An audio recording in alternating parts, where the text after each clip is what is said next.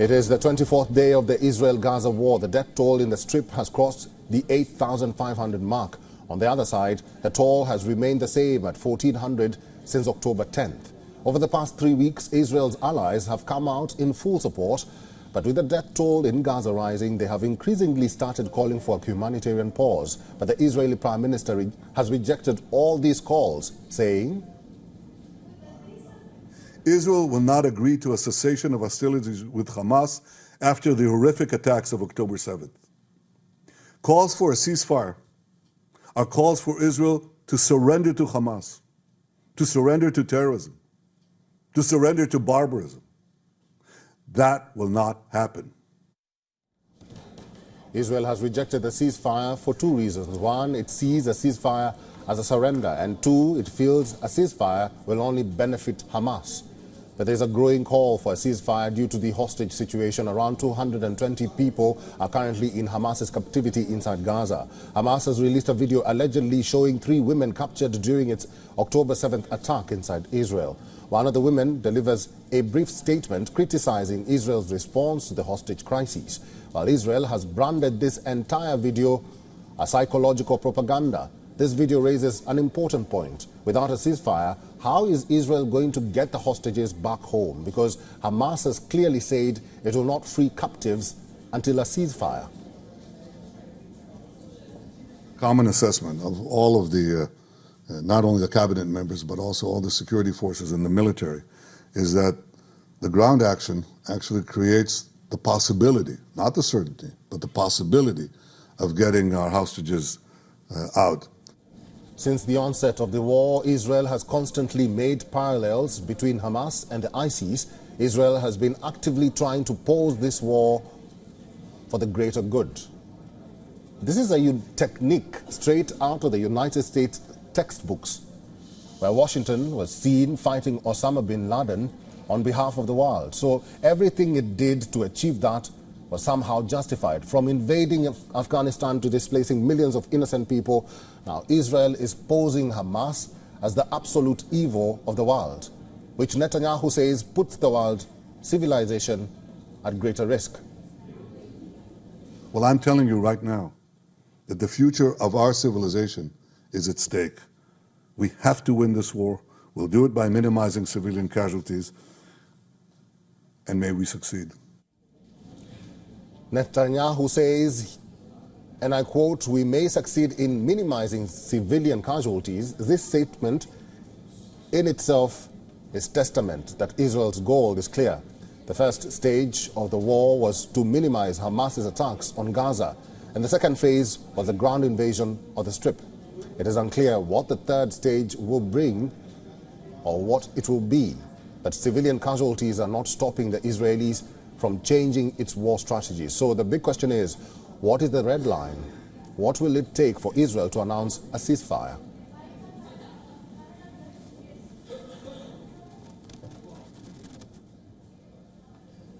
Yuri Bar Joseph is Professor of International Relations at the School for Political Science, Haifa University. Yuri is now joining us live from Tel Aviv. Yuri, welcome to the show. So why is Israel adamant or even stubborn on at least agreeing to a humanitarian pause? The Prime Minister insists that the war is against Hamas. He has acknowledged that there is huge civilian casualties, which he has blamed on militant group of using them as shields. What is it that they did in 2008 and 2014 that cannot happen now, that will make them both just stop, think for a moment, assess, then say, people come first and let's talk? Well, the difference between this war and all the other clashes that Israel had with Hamas since 2007, 2008, is that this clash started with the slaughtering of 1,300 civilians in settlements, kibbutzim, around Gaza. And when I say civilians, you know, it's babies, it's elderlies, it's women, it's everything. And some of them were butchered, and this was the most barbaric event in the history of the Arab-Israeli conflict. And therefore, Israel's reaction is by far tougher, more stubborn than any other clash in confrontation in the past. I think that there is a consensus among Israelis, and most of the Israelis are in the middle. They are not extremists, right-wing extremists or anything like this. We have some of them, of course. And even the leftists, the more liberal Israelis, agree that this time the war must end with Hamas out of Gaza. By Hamas, I mean Hamas military power out of Gaza. Now, Hamas knows it as well, and it does everything it can to avoid this result. I cannot say precisely what are the reasons that the Israelis hold back some of the humanitarian aid to Gaza, but it is not because we want to kill Gazan civilians.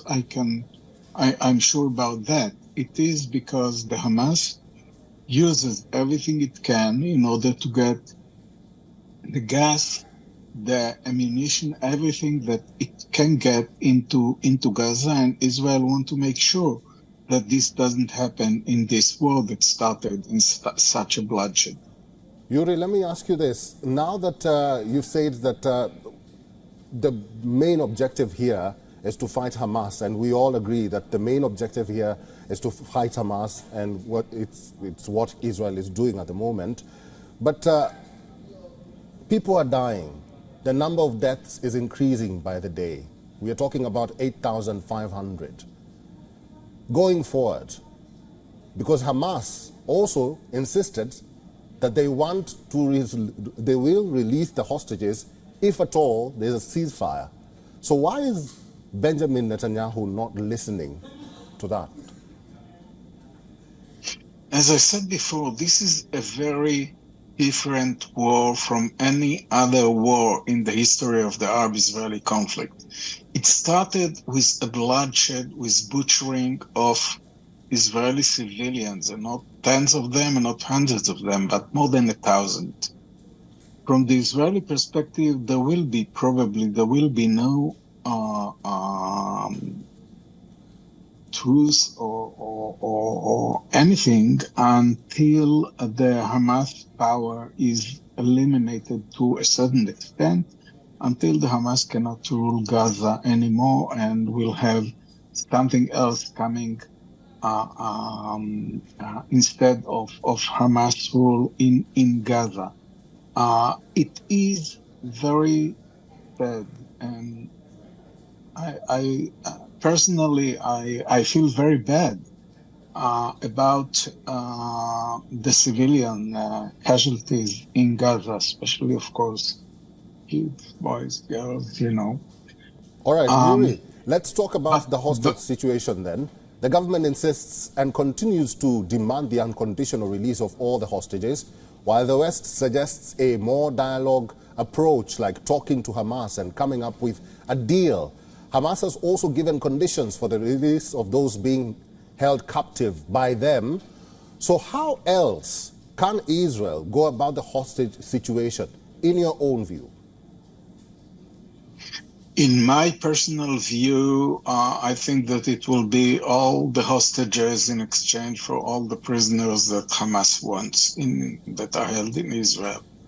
I think that if Hamas would have offered such a deal, we could reach it, and it could be done. The problem is that Hamas, which is a very sophisticated, or rather sophisticated organization, plays in many ways. The Hamas knows that the Israelis are very concerned about the fate of the hostages in Gaza, and it wants to use this card in order to get out of this rather difficult situation for Hamas. What they want is to end hostilities in exchange to the hostages. And once hostilities end, they can rebuild the power in Gaza, and this the Israeli government doesn't accept. If it was only all the hostages for all the prisoners, I would believe that it would have been a deal easily. All right, I've been talking to Yuri Bar Joseph. He's a professor of international relations at the School for Political Science, Haifa University. Yuri, thank you very much for talking to us today. Thank you. WION is now available in your country. Download the app now and get all the news on the move.